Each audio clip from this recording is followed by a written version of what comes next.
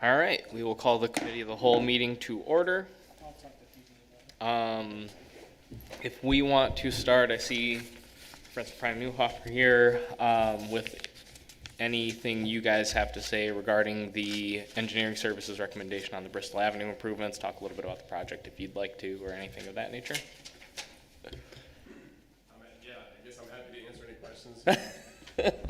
Not prepared to make a presentation or anything. Okay.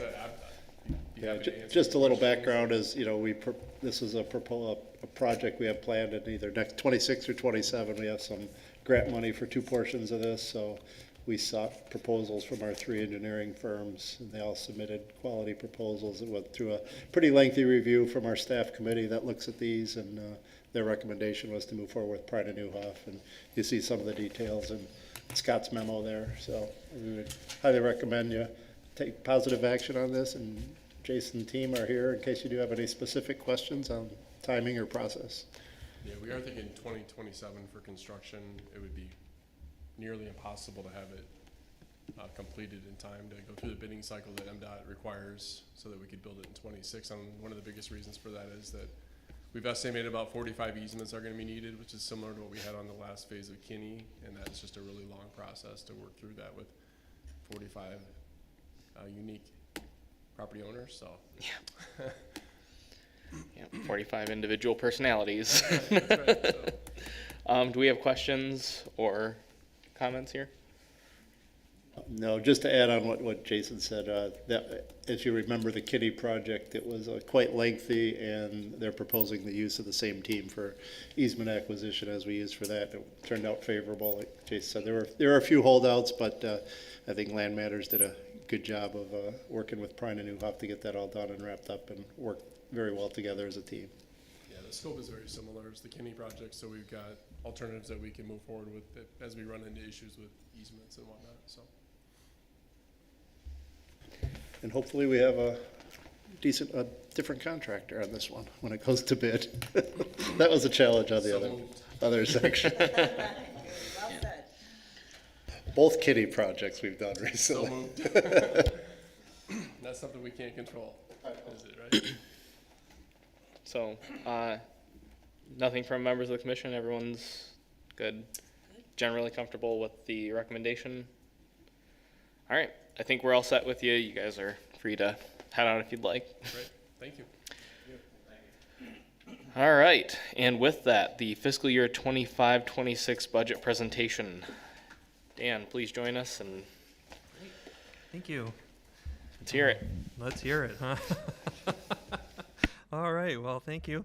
We're at that time of the year again for another budget, so thanks to everyone for all their help. Again, you have the source document in front of you, the full 43 pages of it. Obviously, we don't want to go through all of that, so we'll go through this PowerPoint and try to hit some of the highlights for you. Just as a reminder of the process, we always begin the budget process in January of each year. During that time, management and myself meet with every department head to talk through their budgets and their requests. We put together a draft copy of the budget by the middle of February as required by our charter. We had a finance committee meeting then that reviewed that on February 21. There were some recommendations and changes that were requested. We did that and had a second finance committee meeting in May, on May 7. So the budget you're looking at today has been recommended by the finance committee at that particular meeting. So so it has gotten their approval to move forward to this stage. So let's see here. Oh, I meant the wrong one. There we go. Thank you. Some of these slides will look very familiar for those who have seen this presentation before, which is all of you. But so the general principles of the budget are, again, to reflect the goals and priorities identified by the commission, and then to provide quality service and programs in the most efficient, valuable, and cost-effective manner as possible. So that's been our goal for the last several years, and I guess we've always tried to make that be our goal.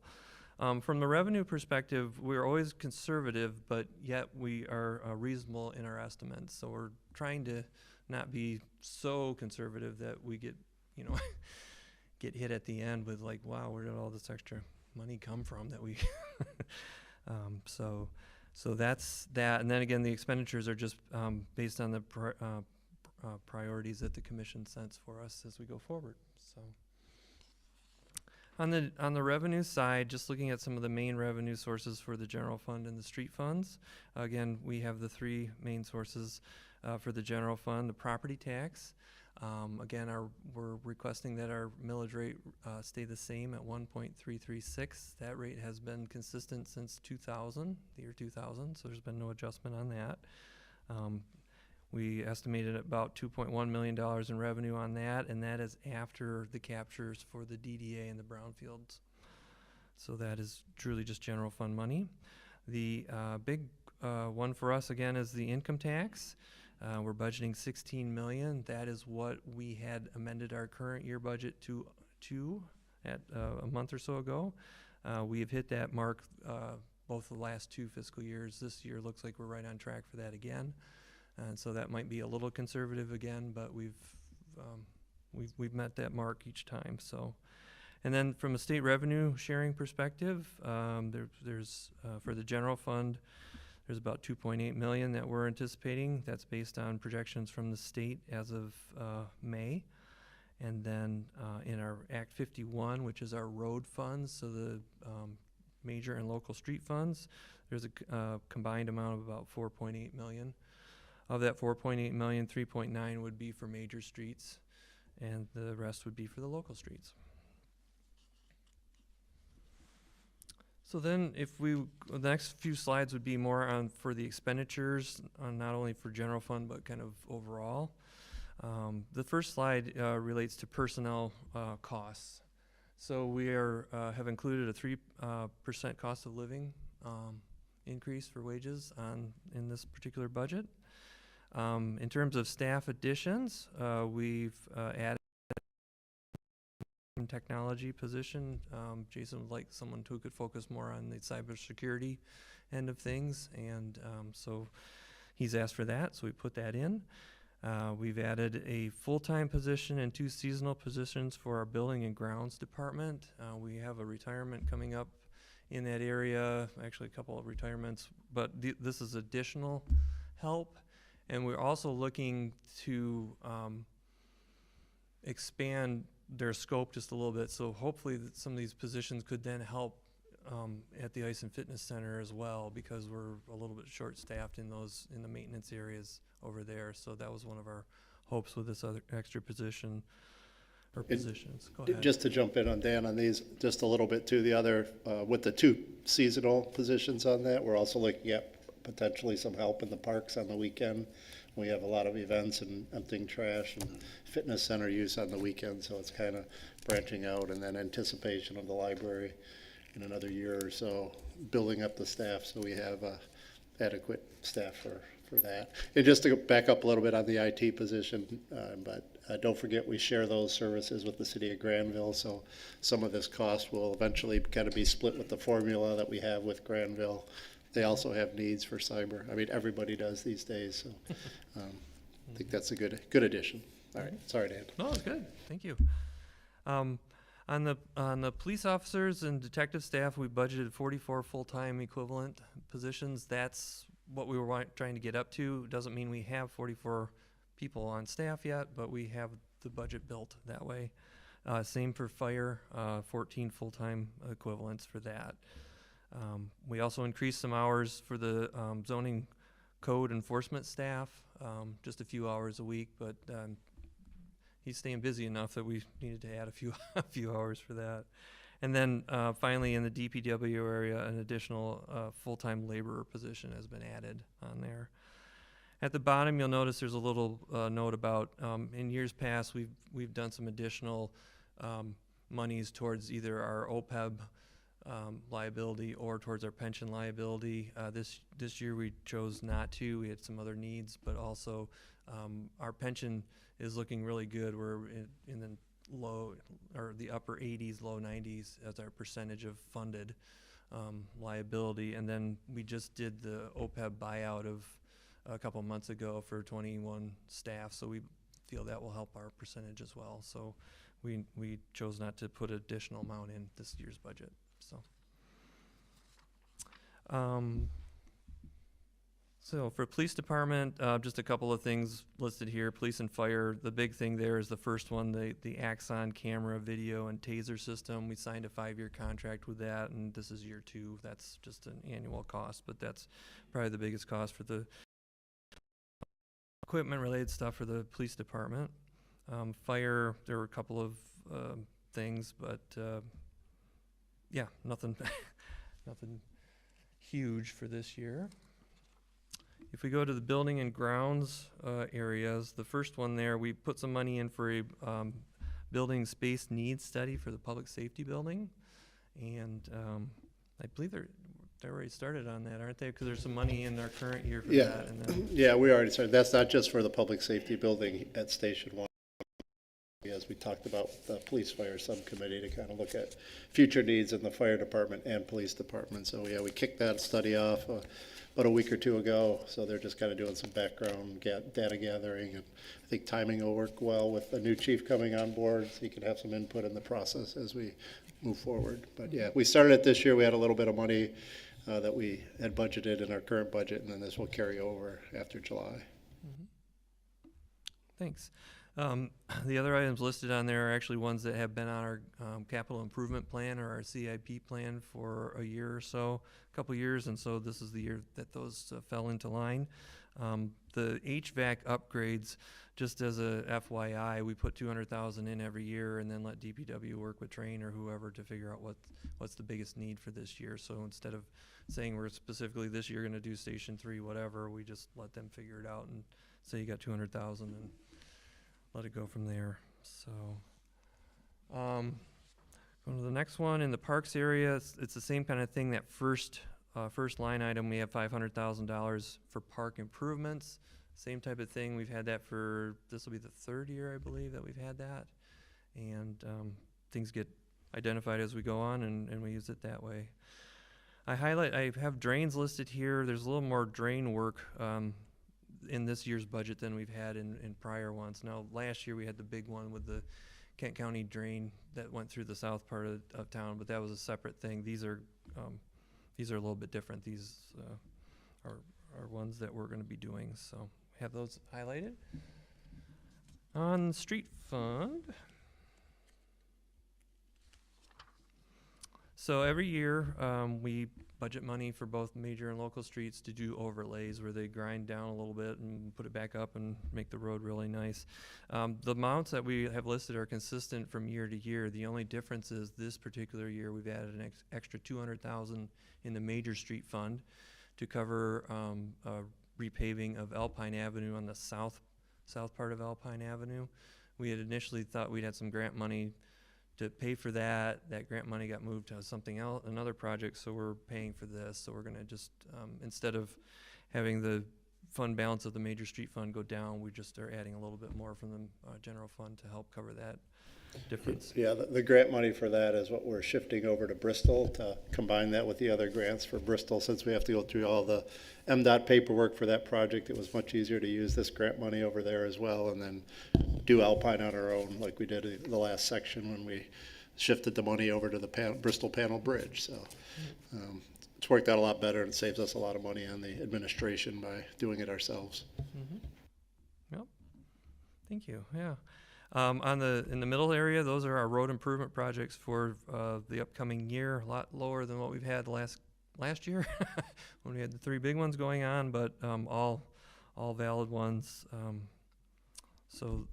And then at the bottom, you'll see there of that section, there's some traffic signal replacements. We're kind of in a pattern now of trying to do mast arms at various spots, and each year we're trying to do one intersection. So. And then in the sidewalk area on the bottom, just wanted to highlight, I know we've talked about the Maple Road sidewalk on different occasions. We're finally going to get that done, at least from a budget perspective. And the last one, the pedestrian refuge island constructions, there's three locations that have been identified that we have money in there for that. This slide talks about the fleet or the equipment that we're going to buy this year. There's again, a good list of stuff there. The first one is the sweeper truck. The one we have is getting older and harder to maintain. I guess the newer ones have a much more efficient way of handling that function. The DPW vehicles, the next one down is actually 4 different items. We didn't list those all out specifically. There's a skid steer listed there. That would be a second one for our fleet. They had requested that from the DPW's perspective. 2 below that is a tractor for roadside mowing, and I guess after much discussion within the DPW, they felt the tractor was a much more efficient and stable way to mow than, because I think they were using attachments on the skid steer and this, and getting a little tippy, and they felt this was a much better way to go, so they're requesting that. We have, again, 3 police cruisers budgeted. That's our standard for every year, and then a couple of police vehicles and fire vehicles, and then these are more for, on the police side, it's like a vice car, and for the chief, and the same for the fire department, the deputy chief, and an inspector truck. So it's, those are in there. For the Ice and Fitness Center, again, a lot of the stuff kind of, we put it in and it seems to get shifted year to year to year. So we've put them in again on some of those. The scoreboard is, we haven't shifted around, but some of those others have just kind of gotten pushed along. Several down, you'll see there's one about remodeling the former childcare room into offices. It's just to reutilize that space a little better. We haven't, since COVID, we haven't used that for a child care space, and there's really no desire to go back to that. So we're going to try to reutilize that space. The last 2 items on there, there's always some roof issues going on. Go back and forth between repairs and patching versus replacement. Right now, they're working on some repairs. We're going to do some more into the next fiscal year. And then finally, the last one are some HVAC upgrades. Not to get deep in the weeds, but a lot of that HVAC equipment is original to the building and is starting to fail. And because of its age, it's hard to replace with similar stuff. So that's a bigger ticket item, and one we'll have to have some more discussions on at some point. But those last 2 items, we do have a set-aside account in the WIFIC, and we're going to use some of that money to help with those 2 items.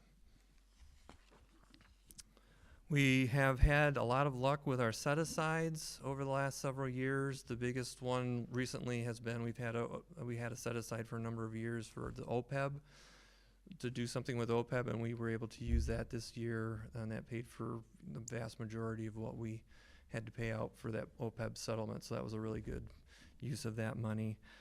The second item listed on there, the last 2 years have put $200,000 aside towards a new fire truck.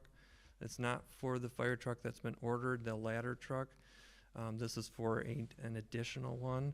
So we're going to do that again. So we should have, well over $600,000 towards a new truck when we're ready to start ordering that. And then I'll just jump to the bottom area there for the transfers from the general fund to other funds.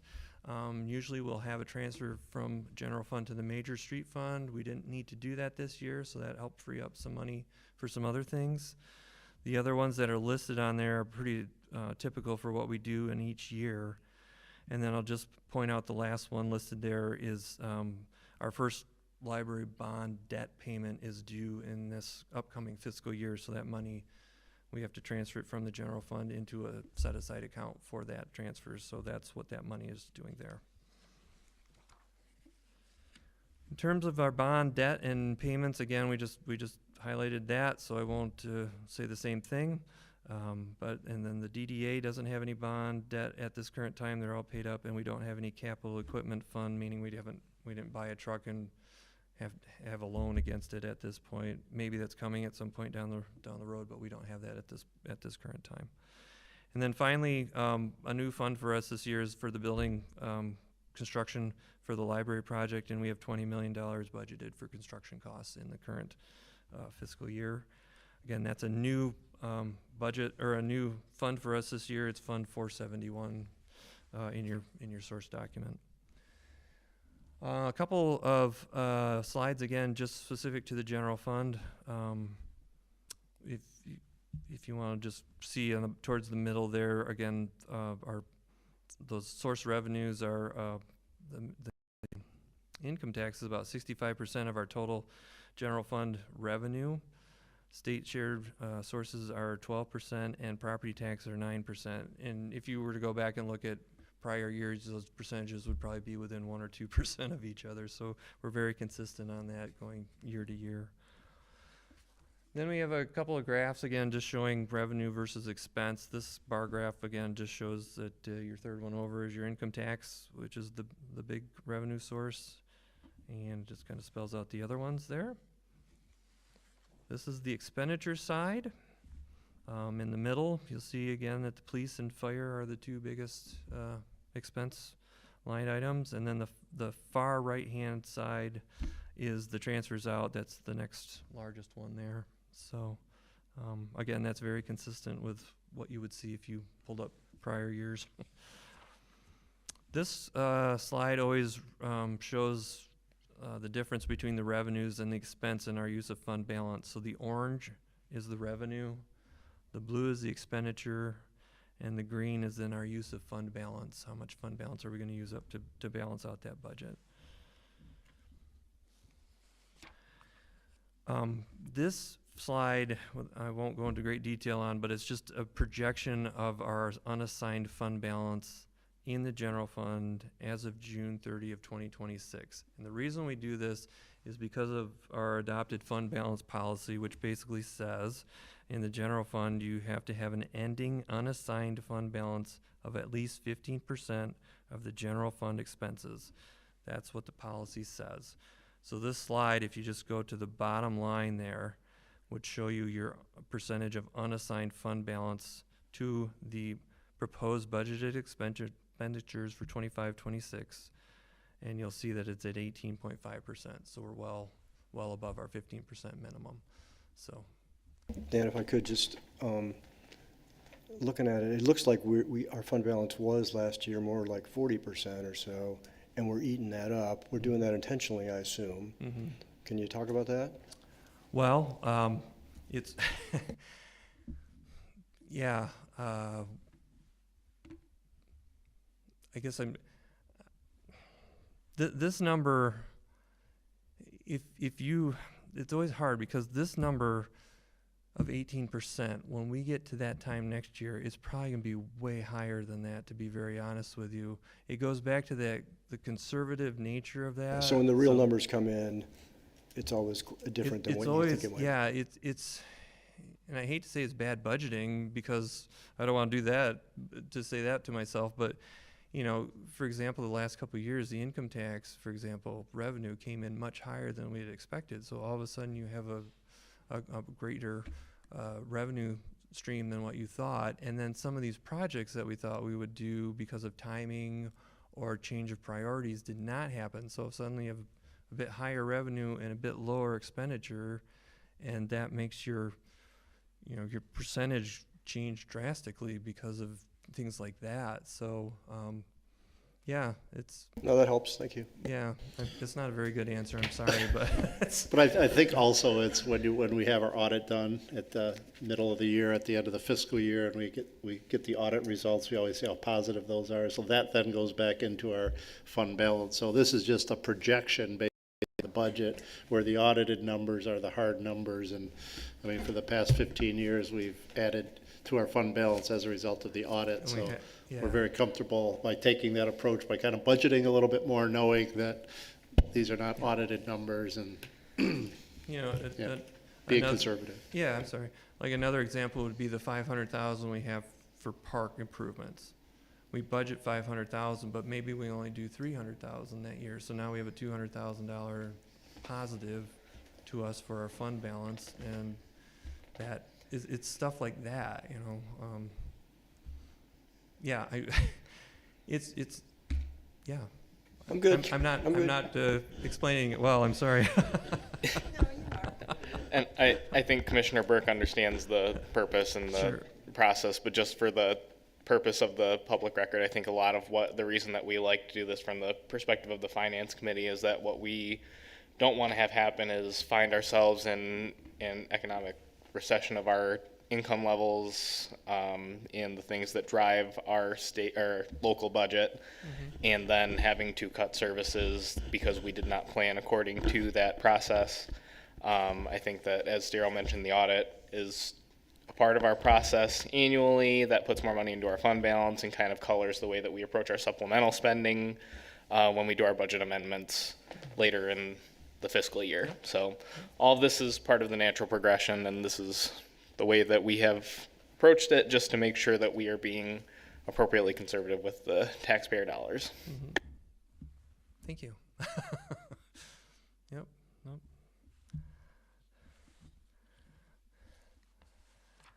This slide I put in for the last several years just to kind of show you the revenue trends in the general fund, just to show the trend, but it's interesting. It just shows that we continue to grow here in a positive way. This slide just simply puts together all the funds that the city has. We have multiple funds throughout the city. I don't need to read through all those. You can look at them at your leisure. If you ever have any questions in regard to any of them, just please let me know. I'm happy to explain what those are. But it's not just the general fund here. We got several things going on, so which you're all well aware of. So now we get to this slide about the budget resolution that's going to be in front of you tonight. Overall, as we were talking about with the last slide, the city actually has 26 different funds. Not every fund that we have is required to have a budget to it. We have certain funds, for example, like the property tax collection fund, where we send out a property tax bill. It gets paid to us. On that bill, there's some money that goes to the school, some money goes to the county, some money goes to the city, this type of thing. Basically, everything we collect, we spend and send back out to those units. There's no budget that's required for that because it's all in and out. We're just holding it on behalf of somebody else. So those budgets, that doesn't require a budget. But so of the 26, there's probably 18 or 19 that require an actual budget. So what you see on the bottom there are the actual numbers that you'll see on the actual resolution that you have in front of you later on tonight. So we have a total expenditure resolution of about $58 million between all those funds. And yep, I was going to say, if you have any questions in regards to any of those funds, just let me know. But otherwise, thank you to everybody. It's always a good process to go through. It takes quite a while, but everyone's very cooperative and helpful and much appreciated, and good discussions we have on that. So thank you to everyone for that. So at that point, I'll open it up to any questions, comments, concerns. I'll try to answer better than I did on the last one. We have anything for Dan? Mr. Burke, go ahead. We've only got 2 minutes, but I'll wait. If that's fine. We can get into the regular meeting and We I'll can come back up. continue it into, but if you want to get one out of the way, you can Yeah, feel free to that's start. WIFIC, Yes, my annual WIFIC question. yes, Looks like we're floating them again. yes. More than last year, if I recall correctly. Do you know what the number is? It says 350 here in one spot, but then the spreadsheet's a little different. Yeah, so Where do you think we are as far as supporting WIFIC? So the 350 transfer is consistent for the last, I think this is the third or fourth year. So 300 goes towards operation and 50 goes towards the set aside, the capital improvement set aside. So are we still funding them? Yes. Okay, but we're funding them, all right. Similarly to what at least from a budget perspective, we are funding them similarly to what we have for the last couple of fiscal years. Okay, thanks. That would probably then get back into the whole, once the audit comes in, we'll have a better idea again of what, how much, because we have that 300 has not been consistent sometimes it's 200, sometimes it's 300. It's varied over the last several years. There was a couple of years it was 500. So, so it will vary, but I know that we want to have a more in-depth discussion about WIFIC and some of the projects that have to come up because of the age of the building, this type of thing, and how do we progress with that from a fiscal standpoint. So we did have a walkthrough of that facility a couple months ago, and now we're trying to get some better numbers so that we can have a more productive meeting of where the finances are headed on that. Okay, thanks. Mm-hmm. All right, with that, I think we can go ahead and call the regular city commission meeting to order. And I will be delivering the invocation this evening. So, if you would all join me in prayer. Heavenly Father, thank you for allowing us to be here today as we gather to serve the people of the city of Walker. We thank you for the opportunity to be here, and we ask for your wisdom to guide us to work on behalf of those who we are here to serve. And we ask that you protect all those who stand up and put their lives on the line every day to keep our communities and nation safe. And Lord, we thank you for giving us the opportunity to represent the people of this great city, and ask that you continue to bless our community and all those in it. In your name we pray, amen. All right, please rise and join me for the Pledge of Allegiance. I pledge allegiance to the flag of the United States of America, and to the republic for which it stands, one nation, under God, indivisible, with liberty and justice for all. All right, Madam Clerk, if you'll please call the roll. Mayor Pro Tem Gilbert, Present. Commissioner Groders, Present. Commissioner DeShane, Present. Commissioner Burke. Present. All right, and I will look for a motion and support to excuse absent members this evening. That would be Mayor Carey, Commissioners Babcock, and Huizenga-Chase. I'll make a motion. Support. All right, motion from Commissioner DeShane and support from Commissioner Groders. All those in favor say aye. Aye. Opposed? Motion carries. All right, and then we have the minutes from the May 19th, 2025 meeting and our special commission meeting on June 4th. Do I have questions, comments, concerns? All right, then I will look for a motion and support to approve the minutes. Motion to approve the minutes. All right, motion Commissioner Burke, support from Commissioner DeShane. All those in favor say aye. Aye. Opposed? Motion carries.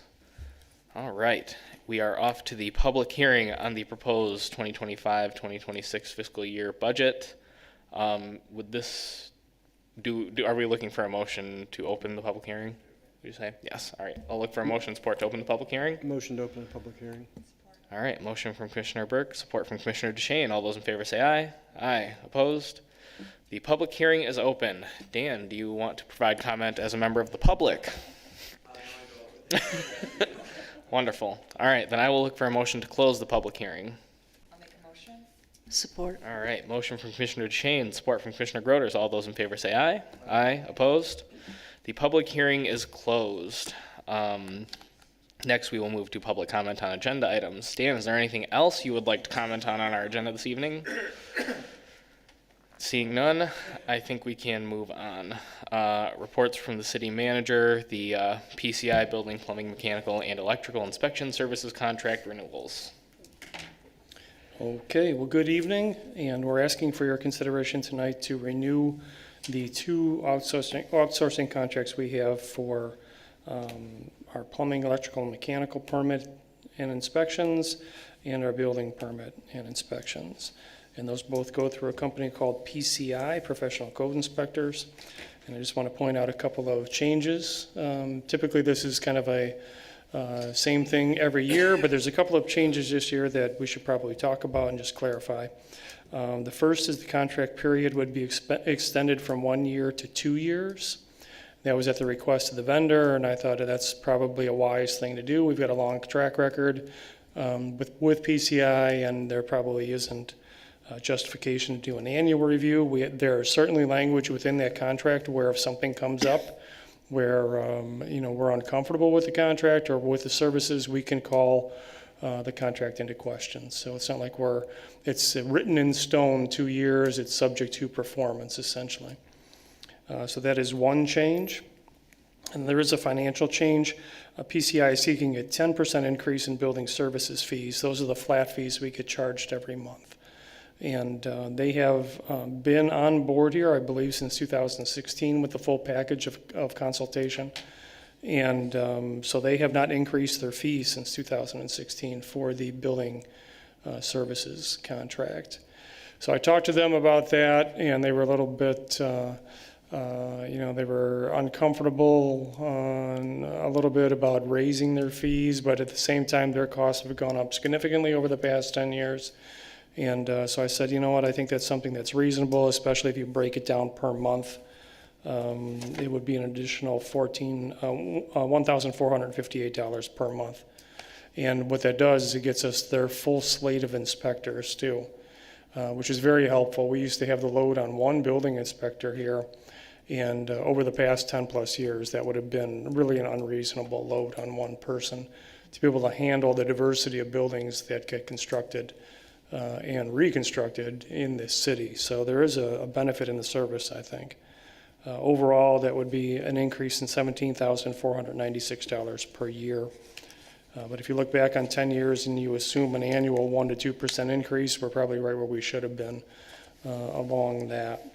And the key for me, at least from my perspective, is that the service they're providing is very good. We get very few complaints, which is a sign that they're enforcing the codes correctly, but they're also working with people to get code compliance. So they're not out there strong-arming people and what have you. So that is the financial change. So we have a change in contract period to 2 years, and then an increase in their services only for the building services contract of 10%. The plumbing, electrical, mechanical permits would remain at that 80-20 split. So when there's higher revenues, they get higher revenues. When the revenues go down, they get less revenue. So it's kind of a sliding scale there, so that's not going to change. I did provide some budget information, actuals, thanks to Dan, for CDD, and you can see that expenses are over revenues by around $209,000 to date. They typically come up a little bit once we're into the construction season now and all the money catches up. But what you're seeing, I think, and what you saw on the revenue slide that Dan put up too, is kind of a flattening that we expected as we come out of that post-recession building boom. And that's to be expected. We're starting to build the city out. And so the numbers may change, but we rode that wave up for quite some time, and now we're stabilizing. But we're also keeping the community development department staffing model up to date along with that. And with that, I will hand it back to you folks for questions and comments. We have questions? All right, the 2-year contract, that would lock in the rate for those 2 years? It would essentially be a rate cap for 2 years. Okay. Any questions or concerns? Are you looking for a motion and approval on this? Yes, please. All right, I will look for a motion and support. So moved. All right, motion from Commissioner Groder, support from Commissioner DeShane. All those in favor say aye. Aye. Opposed? Motion carries. Yep. Always have heard good things about the PCI contract, so no concern on my end. Consent agenda, we have expenditures in the amount of $14,323,126.50, and the engineering services recommendation, which was presented to us during the committee of the whole. Are there any questions, comments, or concerns on anything within the consent agenda? All right, seeing none, I will look for motion and support to approve the consent agenda. Motion to approve the consent agenda? Support. All right, motion from Commissioner Burke, support from Commissioner Groders. All those in favor say aye. Aye. Opposed?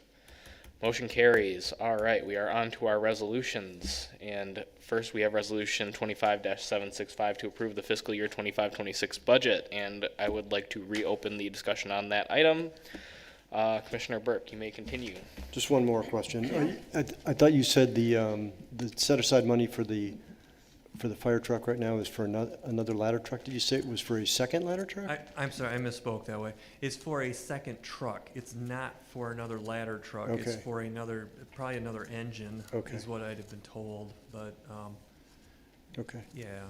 Yeah, it's gonna be whatever is determined to be the next in line with analysis of the needs for the vehicle, so. Okay. Hopefully we have enough to pay for most of it, depending on the type of vehicle we go with. And at the rate that they make them, we'll have a couple more years to put more money aside. Yeah. So, but yeah.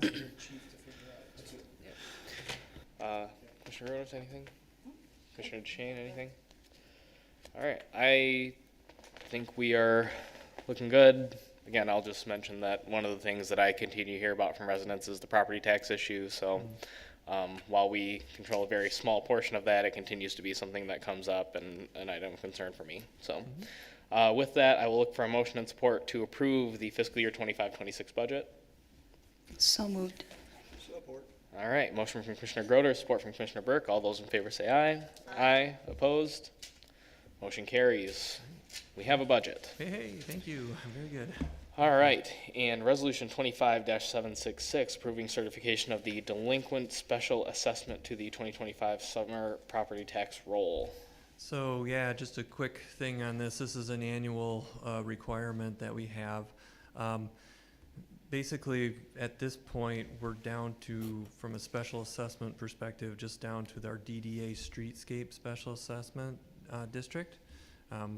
And there are, the way the resolutions are written is we bill them in January, they have to pay by March 1. If they don't pay by June 1, we have the ability to put that on the property tax bill to collect that assessment. And so there's a list of a few that have been on the last couple of years. It's usually the same properties that are on there, but basically we just need an authorization from the commission that we can move forward with that. And that way we're guaranteed to get the collection. Questions, comments, concerns? All right, then I will look for motion and support to approve. Motion to approve resolution 25-766.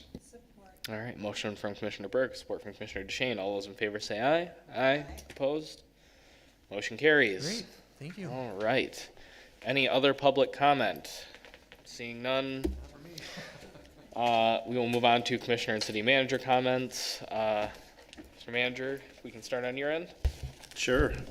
Only thing I have is I appreciate the commission's willingness to be flexible last week in the fire chief interviews, or the last 2 weeks of moving that along at breakneck speed. But I think it worked out well. We, as you know, recommended Rusty Schultz for the fire chief. We were able to work everything out by the end of last week, so we're all good to go with Rusty, and he's going to be starting sometime mid-July.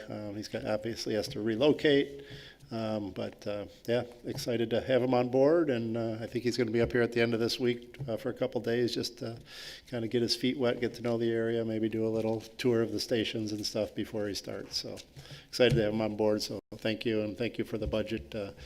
It's another long process, and thanks to Dan and everybody else that's helped us out on that, but I think it's a good, solid budget once again, so thank you.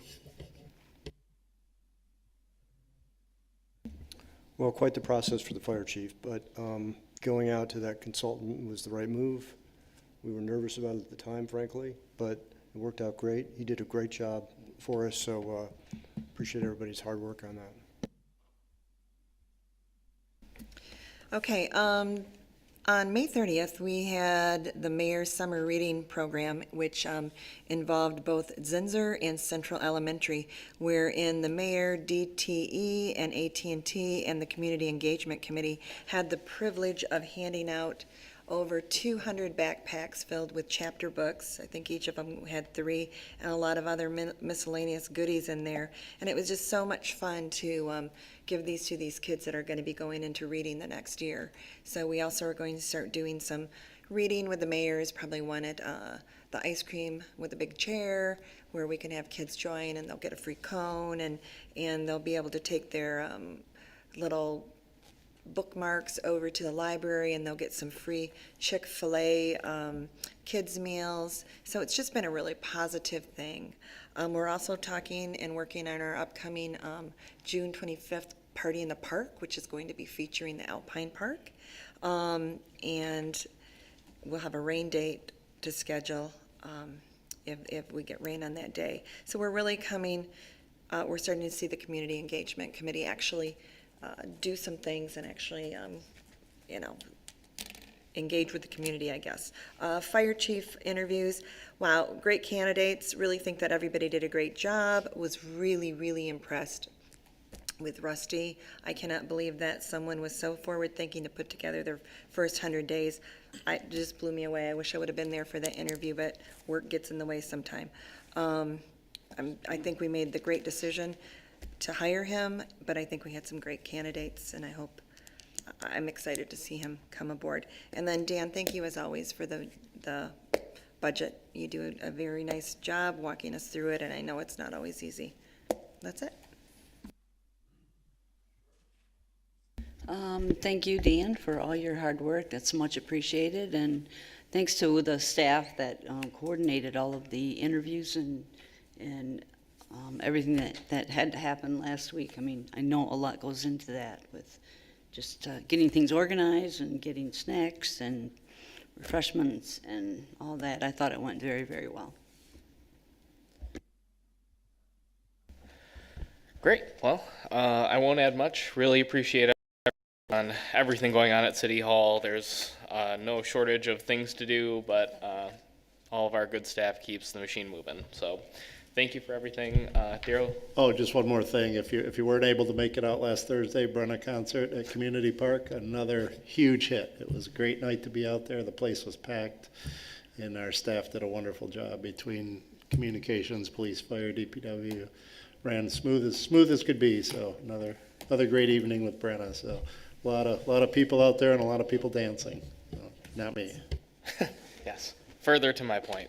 More of the great work. All right. Thanks, you everyone. And seeing no further comment, I'll look for a motion and support to adjourn. So moved. All right. Motion, Commissioner Groders, support from Commissioner DeShane. All those in favor say aye. Aye. Opposed? We are adjourned.